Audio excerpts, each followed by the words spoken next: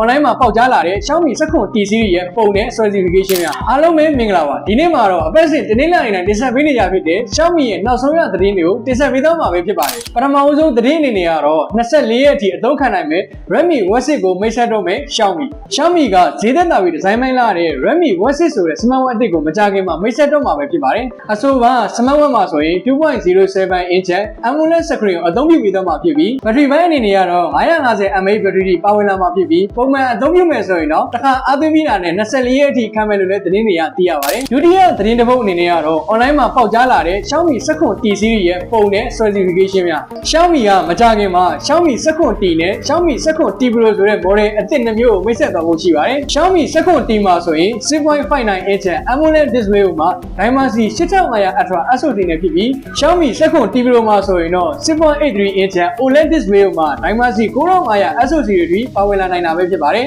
online မှာမြင်တွေ့ရတဲ့ပုံတွေက Xiaomi 16T series မှာဆိုရင်တော့ blue black နဲ့ purple color အသစ်တွေလည်းပါဝင်လာနိုင်တယ်လို့သတင်းတွေကသိရပါတယ်နောက်ဆုံးသတင်းအနေနဲ့ကတော့ H303 chipset အသစ်နဲ့ပွဲထွက်လာနိုင်ခြေရှိတဲ့ Xiaomi 8G Ultra Xiaomi ကကိုယ်ပိုင် SoC ဖြစ်တဲ့ H3 chipset တွေကို smartphone တွေနဲ့ tablet တွေမှာအသုံးပြုလာတာဖြစ်ပြီးပြီးခဲ့တဲ့နှစ်ကမှ H301 chipset နဲ့ Xiaomi 15S Pro ကိုပွဲထုတ်ထားခဲ့တာဖြစ်ပြီးအခုတစ်ခါမှဆိုရင်လည်း H303 chipset အသစ်နဲ့ Xiaomi 8G Ultra ကိုမိတ်ဆက်ဖို့ပြင်ဆင်နေရပဲဖြစ်ပါတယ်အဆိုပါ smartphone အသစ်ကိုလာမယ့်ဒီဇင်ဘာလထဲမှာမိတ်ဆက်လာနိုင်လို့လည်းသတင်းတွေကသိရပါတယ်ကဲအခုလိုမျိုး Xiaomi ရဲ့နောက်ဆုံးရသတင်းတွေကိုအပတ်စဉ်တနင်္လာနေ့တိုင်းတင်ဆက်ပေးတော့မှာဖြစ်လို့အကောင့်လေးကို like and follow လုပ်ဖို့တော့မမေ့နဲ့နော်အားလုံးပဲတာယာနဲ့လေးကိုပတ်ထိုင်ကြပါစေ